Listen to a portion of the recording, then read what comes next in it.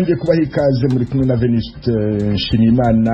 Mu Rwanda mutwumvira kuri FM 104.3 no kuri FM 88.3, naho mu Burundi turi ku mirongo migufi ya shortwave kuri metero 19 na 22.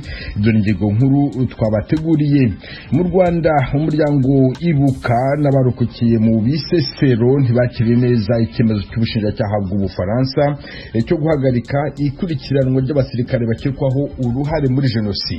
Igikomeye haba ku warokotse jenoside n'undi wese umushyigikira muri iyi nzira y'ubutabera no kudacika intege, tugakomeza tukazamura ijwi, tukagaragaza ibintu byirengagijwe. Neftali Ahishakiye, umunyamabanga nshingwabikorwa wa Ibuka. Mu Burundi komite y'igihugu ishinzwe kurwanya ikiza cya COVID-19 yatangaje ko umupaka na Repubulika ya Demokarasi ya Kongo ugiye gufungurwa. Tugiye kubitegura kugira ngo hashobore kuboneka inyubako mu buryo bwihuta, ahantu zoshobora kwakira abakongomani tukabapima bose uko binjiye nabo bakigira icyo baterereye. Dr. Hotade Ndikumana, Minisitiri w'Ubuzima.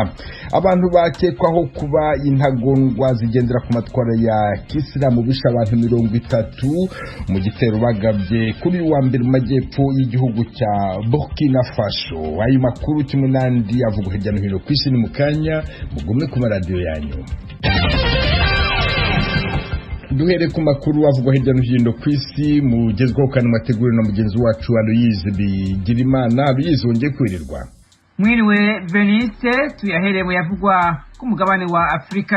Abakekwa kuba abakora iterabwoba barisha abantu bashika 30 mu gitero cyabaye cyo ku munsi wa mbere mu buseruko bwa Burkina Faso, nk'uko byavuzwe n'abategetsi hamwe n'amakuru ava mu bajejwe umutekano.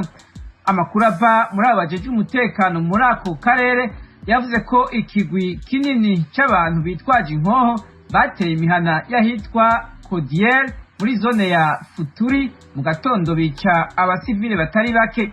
Bavuga ko byabaye abantu bakiri mu mazu yabo, aho babona abagabo benshi babashwaramwo, bamwe baraturira amazu mu gihe abandi baguma bahagaze baraba kandi barasa ubusohotse wese. Iki gitero kibaye haheze indwi abanyaburaya 3 bagizwe n'abamenyeshamakuru 2 bamuka muri Espagne hamwe n'umwe wo muri Irlande biciwe mu mutego batezwe aho nyene muri Burkina Faso.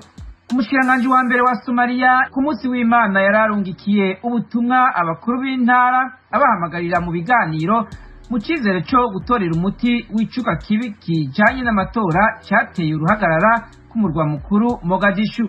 Ico gihugu cyo mu ihembe rya Afrika kiri mu ruhagarara rwa politiki kimazemwo imyaka. Imirwano yaradutse i Mogadishu mu ndwi iheze inyuma y'aho perezida yiyongereye imyaka 2 ku butegetsi bidaciye mu matora. Abarwanyi b'abatavuga rumwe n'ubutegetsi gushika baracyari ku murwa mukuru, naho mu mpera z'indwi iheze perezida Mohamed Abdullahi Mohamed yisubiye ko ku ngingo yo kwiyongera ikiringo. Yaciye yemera kandi kuzotunganya amatora. Washington, ijwi rya Amerika. Muyavugwa mu makungu, abantu bashika kuri 17 barapfuye, abandi barenga 800 barakomereka mu midugararo yabaye muri Colombia mu minsi 5 y'imyerekano yiyamiriza umugambi wa leta wo gusubiramwo amategeko ajanye n'amatagisi. Ibiro by'umuhuza muri ico gihugu byavuze ko abasivile 16 hamwe n'umupolisi bishwe muri iyo myerekano yatanguye mu gihugu ku itariki ya 27 z'ukwezi kwa kane guheze. Ibonye isugerejwe n'iyo migumuko, leta ya perezida Ivan Duque ku munsi w'Imana yaciye itegeka ko iyo nteguro y'itegeko ikugwa mu nama nshingamateka aho yariko iraharirwako, ariko nticyabujije ko abanyagihugu baje mu mabarabara ku munsi wa mbere ku murwa mukuru Bogota mu myerekano kandi barazibira n'amabarabara.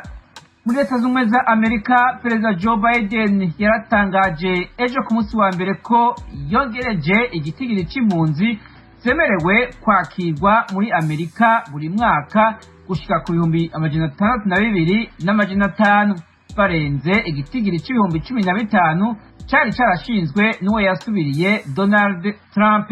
Ibi abihinduye inyuma yaho aneguriwe cyane nabo bacuditse muri politike ku ngingo yari yafashe yo kugumiza ico gitigiri cari carashinzwe na Donald Trump.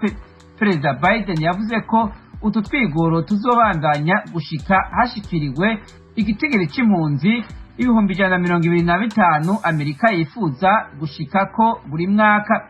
Ishirahamwe mpuzamakungu ryita ku magara y'abantu OMS ryavuze ejo ku munsi wa mbere ko Ubuhindi hamwe na Brezil byonyene byaronse igice ca kabiri c'abantu bashasha banduye COVID-19 ku isi mu ndwi iheze.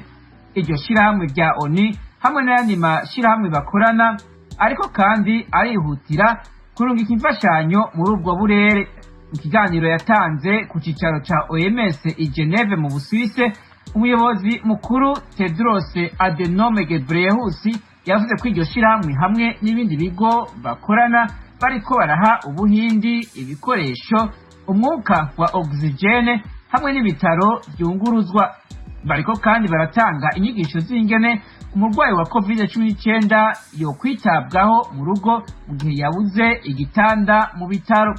Uwo mutegetsi wa OMS avuga ko bariko barakorana n'amashirahamwe y'amagara y'abantu ku mugabane wa Amerika kugira bahe Brezil imiti hamwe n'izindi mfashanyo. Tedros yavuze ko ibiriko birashikira Ubuhindi na Brezil bishobora gushika ahariho hose mu gihe hatokubahirizwa amabwirizwa yo kwirinda COVID-19.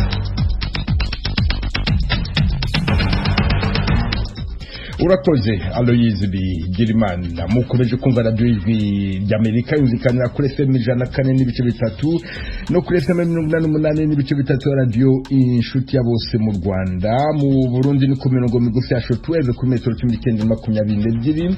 Mushobora kandi kumva ibiganiro byacu muciye ku rubuga rwa internet kuri wa eshatu akadomo radio yacu akadomo.com no ku mbuga za Facebook, YouTube na Instagram. Adresi yacu ni radio yacu. Iwanyu mu ntara.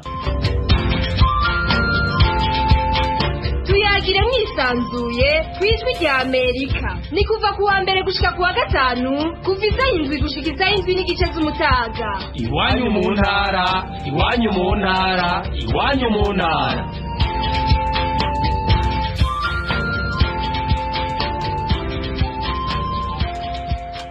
Mu Rwanda umuryango Ibuka n'abarukokiye mu Bisesero baravuga ko bababajwe cyane n'icyemezo cy'ubushinjacyaha bw'Ubufaransa cyo guhagarika gukurikirana abasirikare bakekwaho uruhare muri jenoside. Kuri wa mbere bwatangaje ko mu iperereza bwakoze ku basirikare babwo bwasanze nta bimenyetso simusiga bigaragaza ko zaba zaragize uruhare muri jenoside yakorewe Abatutsi cyangwa ibindi byaha byibasira inyoko muntu mu Rwanda. Inkuru irambuye Asumta Kaboyi. Guhera mu mwaka wa 2005 umuryango Ibuka uharanira inyungu z'abacitse ku icumu rya jenoside yakorewe Abatutsi na bamwe mu barokokeye mu Bisesero batanze ikirego bagaragaza ko abasirikare bari muri operation Turquoise bamaze iminsi 3 badatabara ibihumbi by'Abatutsi bari bahungiye mu Bisesero bakabashumuriza intera hamwe ngo zibice. Eric Nzabihimana umwe mu barokokeye mu Bisesero ndetse akaba ari mu bareze abo basirikare b'Abafaransa yabwiye Ijwi rya Amerika ko atewe intimba nuko ibyo basirikare bakoze batazabiryozwa. Rero ni nanjye wabonanye n'Abafaransa baza bwa mbere mu Bisesero ku itariki 27. Nababwiraga ko turimo twicwa kandi nasomye numvise ku maradiyo mpuzamahanga ko ikibagenza ari uguhagarika ubwicanyi buri kubera mu Rwanda, bakaba bari kuducaho nta kintu batumariye. Turabahendahenda baratunanira basubirayo. Icyo tubarega rero ni iki: iyo baza kudutabara kuri 27 cyangwa se bagasubiraho bakitegura bakaza kuri 28, hari abantu bari kurokoka bapfuye muri icyo gihe. Ariko twapfushije abantu barenga ibihumbi nka 5-6 gutyo muri iyo minsi 3. Urundi ruhare tubashinja ni gukingira ikibaba bakoraga jenoside no kubareka bagatambuka kuri bariyeri kandi bazi ko bagiye kwica. Nzabihimana atangaza ko mu Bisesero hari Abatutsi bahahungiye bagera ku 60 bari baturutse hirya no hino mu duce tuhege bibegereye ubu bakaba babarura abasaga 2,000 barokotse. Kuri we ndetse na bagenzi be barokotse bemeza ko batakizeye ubutabera bw'abafaransa. Nta gahinda ku ruhande rumwe, ariko ku rundi ruhande ntabwo byantunguye. Niba muri ya raporo ya Dicret uvuga ko habayeho uruhare ruriya Cabrante na zariya vocabulaire zindi bakoresheje kandi barangiza ngo nta complicité, urumva nta butabera buri mu Bufaransa, ni politike gusira aho ngaho kurengera inzego zabo, naho iby'ubutabera byo ntabyo. Umuryango uharanira inyungu z'abacitse ku icumu rya Jenoside yakorewe Abatutsi Ibuka ugaragaza ko utishimiye umwanzuro w'ubushinjacyaha bw'Ubufaransa, ariko ukavuga ko udacitse intege. Mu kiganiro wagiranye n'Ijwi rya Amerika, umunyamabanga nshingwabikorwa wa Ibuka Ishakiye Naftali yavuze ko bazakomeza guharanira ko abishwe babona ubutabera bukwiye. Buriya bushinjacyaha icyo bwabuze ni ubushake bwo gukurikirana bariya basirikari, ntabwo ari ibimenyetso, kuko iyo ugiye kureba ntabwo bigeze bashyira umwete mu gushaka ibimenyetso, kandi mu by'ukuri birahari, byaba ibiri muri raporo ya Dicret, hari ibimenyetso bifatika ziriya ngabo zagize uruhare muri Jenoside yakorewe Abatutsi zagombaga kuba zikurikiranwa. Igikomeye haba ku warokotse Jenoside n'undi wese umushyigikira muri iyi nzira y'ubutabera no kudacika intege, tugakomeza tukazamura ijwi, tukagaragaza ibintu byirengagijwe, igihe kiragera ukuri kugatsinda, ubutabera bugatangwa. Uyu mwanzuro w'ubushinjacyaha bw'Ubufaransa ufashwe nyuma ya raporo Dicret yakozwe ku busabe bwa Perezida Emmanuel Macron igaragaza ko Ubufaransa bagize uruhare rutagereranywa mu bikorwa byagejeje kuri Jenoside yakorewe Abatutsi. Gusa raporo yirinda kuvuga ko habayeho ubufatanyacyaha. Nyuma ya raporo y'Abafaransa ndetse na raporo yakozwe ku busabe bwa guverinoma y'u Rwanda, zombi zigaragaza uruhare rw'Ubufaransa mu mateka yagejeje kuri Jenoside yakorewe Abatutsi. Mu mwaka wa 2005 nibwo ubushinjacyaha bw'Ubufaransa bwatangiye iperereza ku birego bwari bumaze kugezwaho by'uko abasirikare b'Ubufaransa bagize uruhare muri Jenoside yakorewe Abatutsi. Nubwo ubushinjacyaha bw'i Paris bwafashe umwanzuro wo kudakomeza gukurikirana abasirikare b'Abafaransa bashinzwe uruhare muri Jenoside yakorewe Abatutsi, umwanzuro wa nyuma uzafatwa n'abacamanza bakuriye urwego rw'ubugenzacyaha. Abarokotse ubwicanyi bwabereye mu Bisesero ari na hamwe mu hari Operation Turquoise bo bavuga ko nibasabwa kugira ubundi buhamya batanga batazajijinganya, nubwo batakizera ubutabera. Leta y'u Rwanda nta kiratangaza kuri uwo mwanzuro. Asumta Kaboye, Ijwi rya Amerika, i Kigali. Ejo kuwa mbere wari umunsi mpuzamahanga wahariwe ubwisanzure bw'itangazamakuru ku isi yose. Uyu mwaka uwo munsi ubaye nyuma y'uko muri raporo yawo uyu mwaka umuryango Reporters sans frontières uharanira uburenganzira bw'abanyamakuru ushyize u Rwanda ku mwanya w'156 mu bijyanye n'ubwisanzure bw'abanyamakuru. Muri rusange iyi raporo ishyira u Rwanda mu bihugu 30 bya mbere aho ubwisanzure bw'abanyamakuru bubangamiwe kurusha ahandi. Temistokle Mutijima. Raporo ya Reporters sans frontières yatangajwe mu minsi mike ishize yagarutse cyane ku bikorwa bikuru byagiye bibangamira ubwisanzure bw'abanyamakuru mu Rwanda mu bihe byahise, harimo ihagarikwa ry'ibiganiro byo mu rurimi rw'ikinyarwanda bya radio BBC y'Abongereza byahagaritswe mu 2015. Iravuga kandi ko kuva mu 1996 kugeza ubu abanyamakuru bagera ku 8 bishwe cyangwa se bakaburirwa irengero, abagera kuri 35 bo bakaba barafashe ubuhungiro. Uyu muryango uvuga ko nubwo u Rwanda rugaragaza umuhate wo kwagura umuyoboro wa murandasi kugera mu bice byose by'igihugu, abanyamakuru batinyutse kunenga ubutegetsi bahita bagaragazwa nk'ababiba amacakubiri mu baturage hagendewe ku byabaye mu hahise y'igihugu, cyane cyane mu 1994. Uvuga kandi ko abanyamakuru b'abanyamahanga batoroherezwa mu kubona ibyangombwa bibemerera gukorera mu Rwanda. Raporo ya Reporters sans frontières yavuze ko nubwo muri ibi bihe bya vuba ibibazo bijyanye no kuniga ubwisanzure bw'itangazamakuru byagiye bigabanuka, ariko hakiri imirongo migari mu buryo bw'amategeko igihari kandi yifashishwa mu kubuza abanyamakuru kugaragaza ibitagenda. Aho umuryango utanga urugero rw'igitabo cy'amategeko hano ibyaha mu Rwanda cya 2018 cyarekeyeho ibihano by'igifungo ku banyamakuru bakurikiranyweho icyaha cyo gusebanya mu itangazamakuru bituma abanyamakuru badakora mu bwisanzure. Iyo raporo ya Reporters sans frontières yagarutse no ku kibazo cy'umunyamakuru Niyonsenga Dieudonné watawe muri yombi mu buryo buteye urujijo mu 2020 agafungwa ashinjwa kurenga ku mabwiriza ya guma mu rugo. Niyonsenga Dieudonné nyiri televiziyo Ishema TV ikorera kuri murandasi cyangwa se internet yafunguwe nyuma y'amezi 11 mu buroko. kubwe umwanya u Rwanda rwashyizweho ntabwo utunguranye. Hari abagiye bajya mu buhungiro ngira ngo ibyo birazwi, hari abagiye bajya muri gereza, hari n'abandi bagiye babuzwa uburenganzira bwo kubona amakuru. Ibi ngibi rero byose kuza kuri uyu mwanya ntabwo byatungurana kuba u Rwanda rwaza ku mwanya w'156 kuko mu Rwanda ubwisanzure bw'itangazamakuru ntabwo abafite ubwisanzure niba abanyamakuru bakora inkuru zo gusingiza leta, inkuru zo gushimagiza iby'ubutegetsi bwakoze, iby'ubutegetsi bwagezeho. Bwana Nshimyumukiza Janvier akorera ibitangazamakuru binyuranye birimo na radiyo mpuzamahanga y'Abadage Deutsche Welle ishami ryayo ry'igiswahili. Wasanga mu bijyanye n'amategeko hari byinshi byakozwe mu kurengera ubwisanzure bw'abanyamakuru, ariko hakiri abayobozi batubahiriza ibiteganijwe muri ayo mategeko kandi ntibabiryozwe. Bwa bushake bwa politiki mvugo usanga wenda butagaragarira cyane, no kuvuga ngo ese uwo muntu ugaragaye akora statements zibangamiye ubwisanzure bw'itangazamakuru arakurikiranwa, kugira ngo ayo mategeko agamije gufasha abanyamakuru kwisanzura n'abaturage gutanga ibitekerezo agira agaciro. Ntabwo ari uko aba yasohotse nk'itegeko ngo rihabe ryanditse mu gihe riri bujye mu kabati abakabaye barishyira mu bikorwa ntibarishyire mu bikorwa. Ni bwa bushake bwawe bwo gushyiraho itegeko, ariko mu gihe ubwo bushake budakurikiwe no guhana abantu banyuranyije n'itegeko riteganya, mu by'ukuri babusa naho butaye agaciro. Ku rundi ruhande, inzego zishinzwe kureberera itangazamakuru mu Rwanda akenshi ntizemeranya na bene ibi byegeranyo by'imiryango mpuzamahanga ku birebana n'ubwisanzure bw'abanyamakuru mu Rwanda. Ku bwa Bwana Rushingabigwi Jean Bosco uyobora ishami rishinzwe ibitangazamakuru mu rwego rw'igihugu rw'imiyoborere RGB, raporo z'urwo rwego nizo zagahawe agaciro kuruta ibyegeranyo nk'ibyo.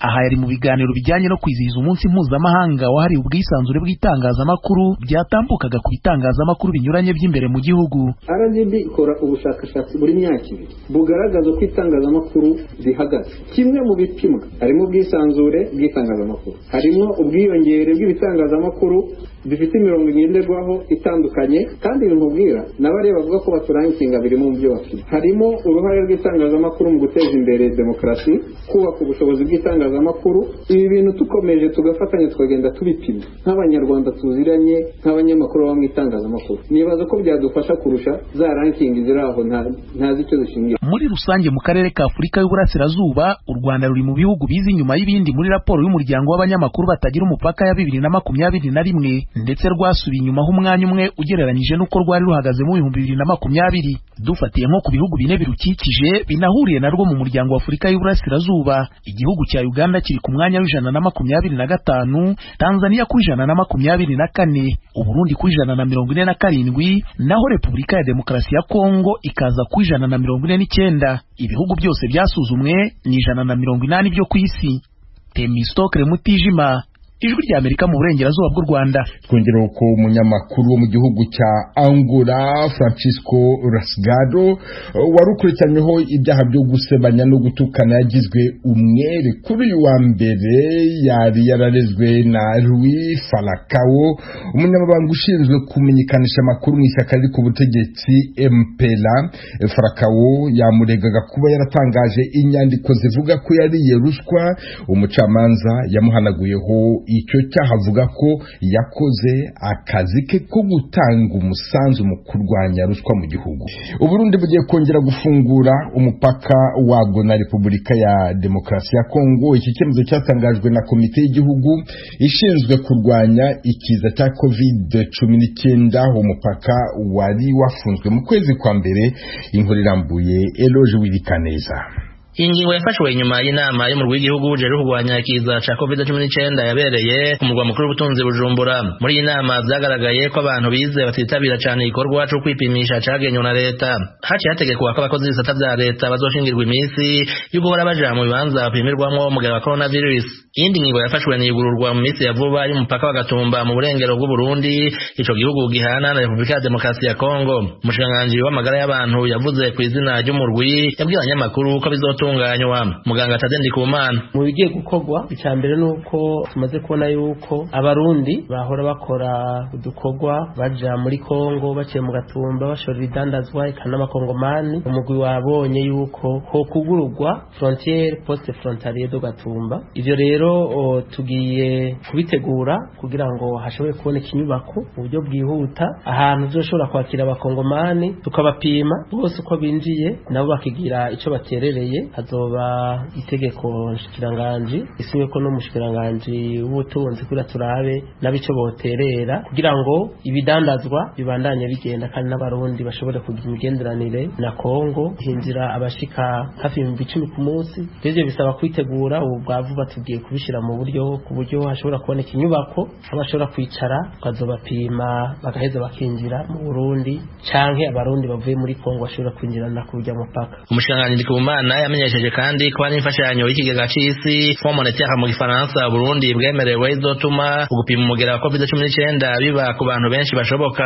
Bemeye amafaranga yara ku miliyoni 17 z'amafaranga y'abanyamerika mu buryo bwihuta ariko bakaba badusabye ko twandika umugambi utarenza miliyoni 1.2 y'amafaranga y'abanyamerika. Uwo mugambi rero twaciye tuwandika mugabo basabye yuko nawo nyene uca muri umugwi w'igihugu abubuhezagira twaciye tubona ko vyoba vyiza tuguze gusa amatest yo gupima kugira ngo binyaruke aho rero tuzotanga ejo kugira ngo biciye muri PNID baco batugurira amatest ashobora gupima abantu 190. hariho n'ikindi twarabiye hamwe cyo bita test rapide zishika 100 zibugatosha bidufasha kugira ngo turabe yuko cyane ha mu gisagara abantu bose bakeneye kwipimisha vyihuta bashobora gupimwa bitagoranye. N'abategetsi b'u Burundi bahagurukiye COVID-19 kuva President Evariste Ndayishimiye yagiye ku butegetsi mu kwa gatandatu umwaka ushize akita ico kiza umwasi w'isi n'u Burundi kugeza ubu ntibarava kwizima kubijanye n'incanco n'abakozi ba ONU bari basavye kuzisanzwa mu gihugu bahebujwe.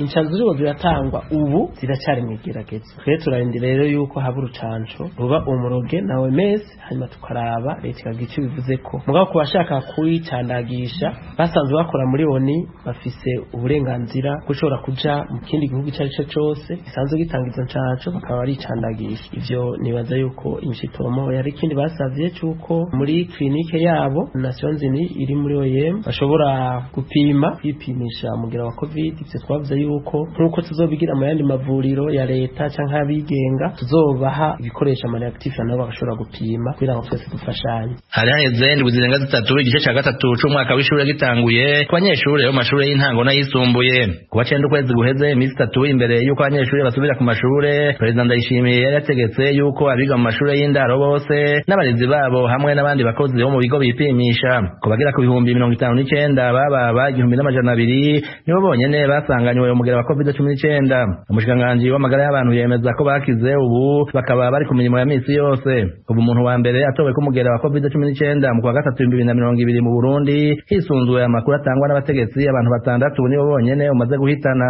Ariko muri iyi misi ishize imiryango itari mike yabuze ababo haba ku mugwa mukuru w'ubutunzi Bujumbura n'abandi batari bake baje kwivuza mu bitaro byo mu karere cyane cyane ku mugwa mukuru wa Kenya Nairobi yemeza ko bahitanywe n'ico kiza nubwo badaharurwa mu bo wishe. Mu kwezi kwa mbere leta y'u Burundi yarafashe ingingo yo kugara imbibe zo mu mazi no hasi mu ntumbero yo kurwanya ikwiragizwa ry'umugera wa coronavirus. Impaka ico gihugu gihana n'u Rwanda hamwe na Tanzania ibindi bihugu bibanye bibiri n'ubu yacerekewe n'iyo ngingo. Eroje uri kaneza ijwi rya Amerika. Amazi y'ikiyaga Tanganyika ashobora gutera imyuzure myinshi muri uyu mwaka wa 2021 kurusha mu mwaka ushize. Imvura izagwa mu bihugu bikikije icyo kiyaga ishobora kongera amazi ku buryo ashobora kubangamira abahaturiye. Inkuru ijwi ry'Amerika yabateguriye ifatanije n'inshuti zayo mu Burundi muragezwaho na Desire Hatungimana. Mu rugendo uwo muhinga mu bidukikije aherekejwe n'abamenyesha makuru mu mazi y'ikiyaga Tanganyika yatangaje ko hari ibimenyetso vyerekana ko amazi y'ikiyaga Tanganyika ashobora kuduga cyane uno mwaka. Bernard Sindayihebura avuga ko bishobora kuva ku mvura izogwa ari nyinshi mu mezi ya mbere uno mwaka agereranije n'iyaguye mu mwaka uheze. Muno munsi Tanganyika rugeze ku metero 776 n'amasantimetero 6 ko imvura igwa nyinshi ivuye muri Kongo, ivuye muri Zambi, ivuye muri Tanzania no mu Burundi nyene. Twaraduze 1961 na kabiri na gatatu rushika hejuru ca 64. Tanganyika imyaka 57 iheze rero wasuye kuduga imvura niyagwa nyinshi ruzogera urugero runini cyane ruruta uko twabonye ku mwaka wese. Urumva rero yateye ubwoba kumvura turindire yuko aho rero abantu bari ngo mu Kinindo kibengahira baba baraduga kugira ngo izonorekara bibe bikeya cyane. Ivyashikirijwe n'uwo muhinga bitanguye kwibonekeza ku nkengera z'ikiyaga Tanganyika inyuma y'abanyagatumba mu ntara ya Bujumbura babana intekera ku mutwe kubera imyuzure hashikiriwe ababa ku ruhande w'igisagara ca Bujumbura. ni nko mu duce twa Kibenga, Kinindo na Kabondo amazi ya Tanganyika atera yegera amazu babamwo. Aba ni bamwe mu bayaze n'abakunzi b'ijwi rya Amerika. Tubona muri iyi minsi menga amazi yabaye menshi kabisa. Ego ko turavye nkaho twahora tuzi gwahora rugera turabona ko hoba hiyongereko nk'imetero nka 30. Aho tudutuwaye twara ku isi kuva na kera twari ku mushanga. Ariko baha amazi yongereye twatwawe. Aho hahora ari ku musenyi natwe twarakinira hariya ego ariko urabona amazi yaregereye ntishobora cyangwa ko yahora kera ubirikira dubura ikisubiraho yahora kera ahandi atagikozwe imbara rigiye kugwa cyo kuva muri ko kubatirizwa gwagira hariye hepfo aje hose bari hari umusenyi aje hose biko rarobera hari umusenyi ushuburere baragiye kugwa turabona leta tace ko zakirikaye amazu yashikiriwe so abantu ko arimuka nka bose ari hose biko arimuka ari hose ko arimuka bari nta kirimwo twavuga vraiment kari baragiye kugwa kinaje nk'ahantu mba mu rupanga amazi hariyo hajya nyine hajya hirya urabona ruriya rugira leta ruriya hariya ruriya ruri mu mazi hajya ani ku biro bya ASF sabafise uburaro gusa bageramiwe n'imyuzure iturutse ku mazi y'ikiyaga Tanganyika. Abahakorera urudandazwa bakira abantu benshi mu bunywero no mu mahoteli bavuga ko Tanganyika rushobora kubomora. Manirambona Omar akorera mu kibanza citwa Surf Beach cakira abantu benshi baje kuhidagadurira bafata akayaga ka Tanganyika. Numwe mu bayaze n'ijwi rya Amerika. Twebwe nkuko bivuze maze iminsi turi mu ngorane nyinshi cyane z'amazi, ariko ku vy'ukuri nk'ivyabaye nko ku munsi w'ejo n'akarorero ibyabaye byo twaraboneka neza yuko ari ngorane dusangiye n'igihugu ca Kongo. Rero icyo dusaba leta nuko bogerageza bakavugana ni n'ababanyi cyane cyane igihugu ca Kongo kugira barabire hamwe izo ngorane, kuko ivyejo vyovyo nta no gukekeranya vyaje biva bituruka muri kote ya Kongo, kuko nta mvura yari yaguye muri Kongo. Imvura yari yaguye nyinshi, uko yabona umuvuduko uzanana urana kwazanana n'inguvu nyinshi, nuko petetre amazi ataronka yaje. Rero dusaba leta rero ikintu ishobora kudufasha twese dukorera ku nkengera za Tanganyika n'abahaba, nuko leta ishobora kuvugana n'ababanyi bagatorera inyishu ico kibazo vuba vyihuta, ko agahombo ni kenshi. Uretse nayo no ku ma plage n'amazi asanzwe hari riske canke ingaruka mubona igihe hatagikoze vuba? Nukuri ku muvuduko w'amazi wazamanye ejo bibandanije gutya turabona yuko nk'izi quartier zo ngaha nka quartier asiatique, Avenue du Large zishobora kumererwa nabi cyane. Avenue de la Plage rero bisaba yuko n'amabarabara, rero dusaba rero yuko leta n'ukuri ikora ibishoboka ishobora kuronka une commission igende muri Kongo igico kibazo. Umushiranganje Deogide Rurema ajejwe ibidukikije yishikiye ku kiyaga Tanganyika kuraba ingene ibintu vyifashe, yakira neza ibisabwa n'abanyagihugu. Ashikiriza ko leta y'u Burundi itareza amaboko. Murazi yuko kuva muri 2019 2020 amazi y'ikiyaga duze cyane gushika ku metero zishika amajana